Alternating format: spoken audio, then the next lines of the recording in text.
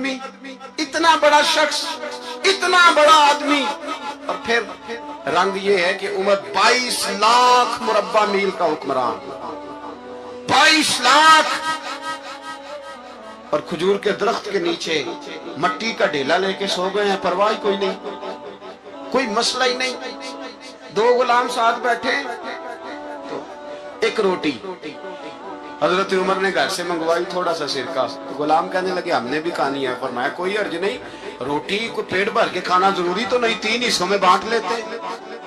ایک آدمی آیا ہوا تھا مصر کا رہنے والا ملنے کے لیے، اس نے پوچھا عمر کدھر ہے؟ تو کہا وہ ادھر جاؤ مسجد میں بیٹھے ہوں گے، اور واپس آیا تو کہنے لگا وہاں تو 3 غلام بیٹھے، ایک روٹی بانٹ کے کھا رہے ہیں، لگتا ہے کئی دنوں سے روٹی نہیں ملی۔ کہا 3 غلام تو کوئی نہیں، وہاں 2 ہی تھے، تیسرے تو امیر المومنین تھے۔ اس نے کہا نہیں نہیں، 3 غلام ہیں، کپڑے بھی ایک طرح کے پہنے ہوئے ہیں، بلکہ 2 کے تو پھر صحیح ہے، تیسرے کے تو زیادہ ماڑے ہیں، کپڑے بھی ایک طرح کے، کھانا پینا بھی ایک طرح کا، اور ان کا نشست برخاست بھی ایک طرح کی ہے، لہذا کوئی فرق نہیں۔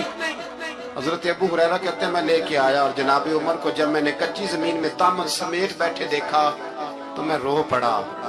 میں نے اس مصر سے آنے والے کو کہا تو اس کے جلوے دیکھ، اگر اس کی ذات میں اتنا حسن ہے تو محمد عربی کا مقام کیا ہوگا؟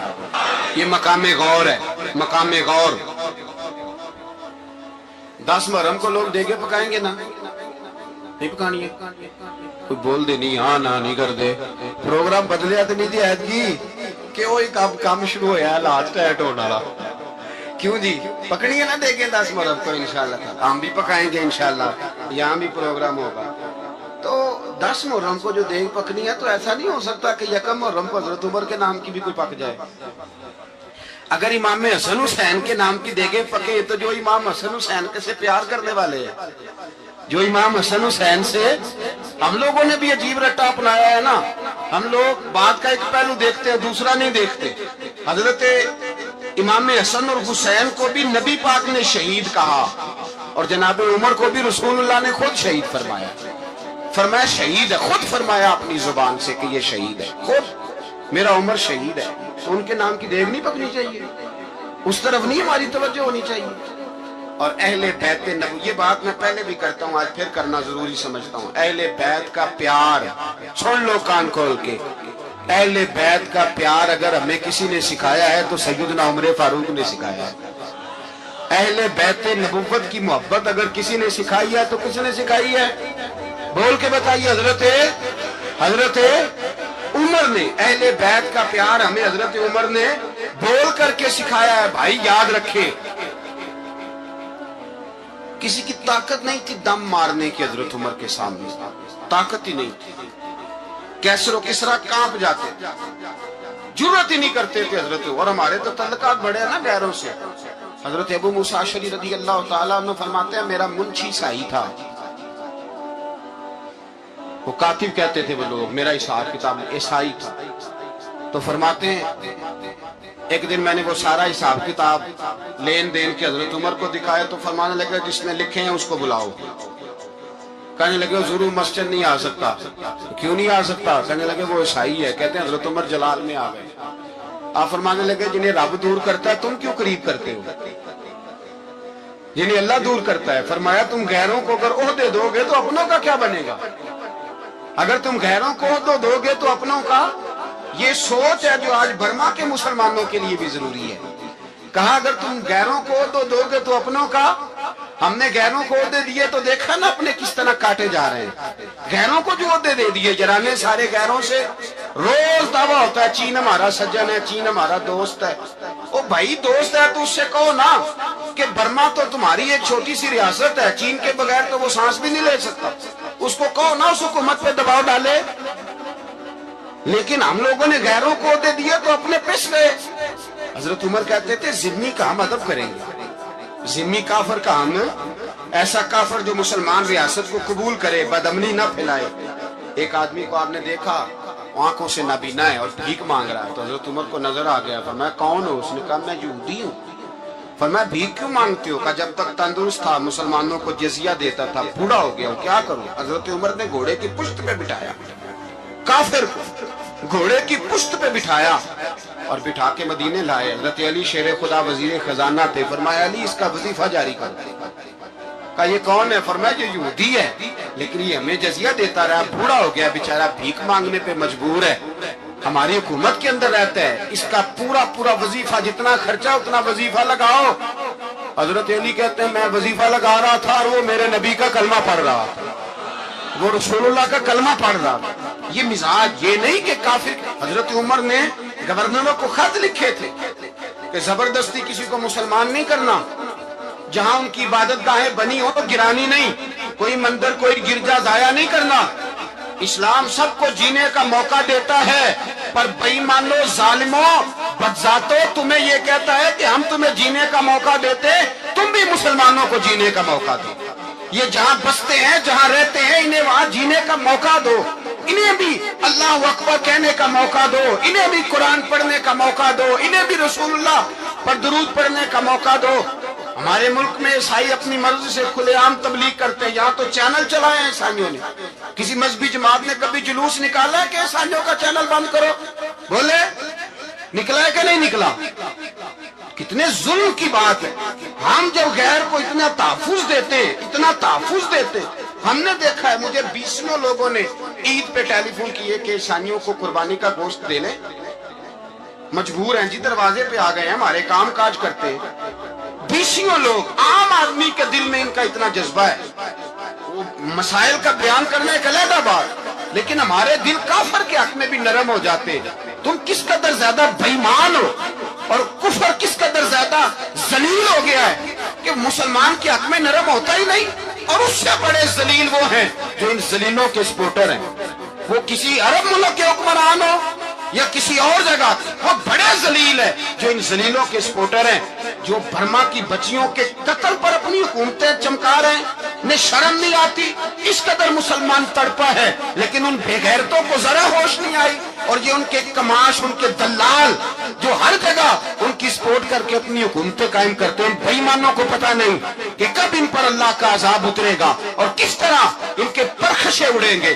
تمہیں اپنی ذلت اور رسوائی نظر نہیں آ رہی کہ زمین کس طرح تمہارے لیے تنگ ہو گئی ہے؟ اس سے زیادہ اور تمہاری رسوائی کیا ہوگی؟ ڈرو اللہ سے, اور یہ تو دنیا کا عذاب ہے. ان بطش ربک لشدید, میرا رب کہتا ہے قیامت تو قائم ہونے دے.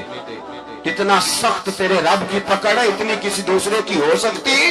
یاد رکھ, اور تھوڑا احتیاط کریں ہم سب لوگ بھی, جو ہم لوگ آدھی زبان بول کے بھی ان کی سپورٹ کرتے. اب شرم آنی چاہیے ہمیں ان حکومتوں کی سپورٹ کرتے جو مسلمانوں کی لاشوں کے اوپر حکومتیں قائم کرتے ہیں. شرم آنی چاہیے. بہرحال بات دور نکل جائے گی اور میں اپنے مضمون پہ رہتا ہوں. اہل بیت کا پیار اگر سکھایا ہے تو جناب عمر نے سکھایا ہے رضی اللہ تعالی عنہ. امام حسن ملنے, آپ یقین کریں میں جب اس واقعہ کو پڑھتا ہوں تو میرا دل جھوم جاتا ہے. میں کہتا ہوں یار ڈاڈا ہونا اپنی جگہ پہ, عشق ہونا اپنی جگہ پہ, انسان کا باوقار ہونا اپنی جگہ. جہاں کھڑے ہونا تھا وہاں یہ کھڑے ہوتے تھے, اور جہاں جھکنا تھا وہاں یہ ان لوگوں میں اقبال نے کہا تھا تیری نگاہ ناز سے دونوں مراد پا گئے, عقلِ غیاب و جستجو عشق حضور و اس طرح. جہاں اگر آیا ہے سامنے کیسر و کسرا تو عمر جیسا دلیر کوئی نہیں, اگر سامنے آیا ایران کا بادشاہ تو عمر جیسا تگڑا کوئی نہیں, اگر آیا ہے سامنے حسان کا بادشاہ تو عمر جیسا عادل کوئی نہیں. لیکن اگر علی کا بیٹا آیا ہے, اگر فاطمہ کے لال پارے آئے ہیں تو پھر فاروق اعظم سے جیسا محب کوئی نہیں, پھر ان سے جیسا پیار کرنے والا کوئی نہیں. اندر بیٹھے ہیں جناب عمر, اندر تنہائی میں کچھ وزیروں سے گفتگو ہو رہی ہے, میٹنگیں جاری ہیں. آپ کے بیٹے ملنے آئے جناب عبداللہ ابن عمر, ابا جی ملنا ہے. بات ٹھہرو, بات کر رہا ہوں, کوئی نہ اندر آئے. صاحبزادہ باہر کھڑا ہے. تھوڑی دیر گزری تو امام حسن بھی آ گئے. کون آئے؟ آپ کو جو ملے گا امام صاحب کا نام لینے سے, وہ سردار ہیں جنتی. کون آئے؟ سارے بولیے. امام حسن تیری نسل پاک میں ہے بچہ بچہ نور کا, تو ہے نے نور تیرا سب گھرانہ. امام حسن آئے تو حضرت عبداللہ ابن عمر کو دروازے پہ کھڑے دیکھا. کہا امیر المومنین کہاں ہیں؟ کہنے لگے حضرت عمر کے بیٹے کہنے لگے وہ اندر بیٹھے کچھ میٹنگ ہو رہی ہے اور انہوں نے کہا کوئی اندر نہ آئے، لیکن آپ جانا چاہیں تو چلے جائیں، آپ جانا چاہیں تو تیری نسل پاک میں ہے بچہ بچہ نور، آپ جانا چاہیں تو چلے جائیں۔ تو انہوں نے کہا جب آپ باہر کھڑے ہیں تو مجھے کوئی اتنا ضروری کام نہیں، اور ابھی ظہر کی نماز تھوڑی دیر میں ہوگی، میں مسجد میں مل لوں گا امیر المومنین سے۔ یہ بات کہہ کے امام حسن چلے گئے۔ یار اتنی بڑی بات نہیں تھی، اتنی بڑی بات نہیں تھی۔ میرے استادوں کا بیٹا بھی آئے تو کہا ٹھیک ہے جی وہ سوئے ہوئے، کوئی غرض نہیں یار میں ٹھہر کے آ جاؤں گا، کوئی بڑی بات نہیں تھی، دیکھا جائے تو بڑی بات نہیں تھی، پر بات بہت بڑی تھی اس لیے کہ یہ خالی حسن نہیں، یہ حسن ابن علی ہے، یہ حضرت فاطمہ کے لخت جگر۔ حضرت عمر باہر نکلے، عبداللہ ابن عمر سے پوچھا کوئی آیا تو نہیں؟ تو کہا حضور امام حسن آئے تھے۔ تو کہا پھر شہزادے کو اندر کیوں نہیں بھیجا؟ کہا میں نے کہا تھا، وہ کہنے لگے اگر امیر المومنین مصروف ہیں تو میں ظہر میں مل لوں گا۔ حضرت عمر رونے لگے، فرمایا بیٹے تو نے اچھا نہیں کیا۔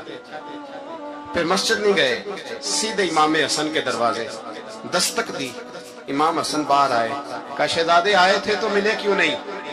تو امام حسن کہنے لگے حضور آپ کا اپنا بیٹا دروازے پہ کھڑا تھا، آپ کا اپنا بیٹا دروازے پہ کھڑا تھا، اور منع بھی کیا تھا آپ نے تو میں زور میں مل لیتا۔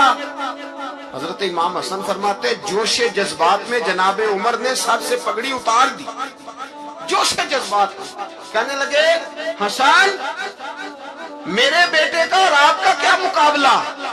کیا اس کی ماں کا نام فاطمہ الزہرا ہے؟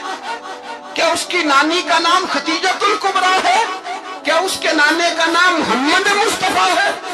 آپ کا اور اس کا کیا مقابلہ؟ پھر رو پڑے اور کہنے لگے بیٹے میں مکے کے صحراؤں میں اونٹ چرایا کرتا تھا، یہ جو میرے سر پر عزت کے بال ہیں یہ تیرے نانے کے اگائے ہوئے ہیں، میں مکے کے خبردار شہزادے خبردار۔ او بھائی اہل بیت نبوت کے ادب کا رنگ اگر سکھایا ہے تو سیدنا عمر نے سکھایا ہے۔ حضرت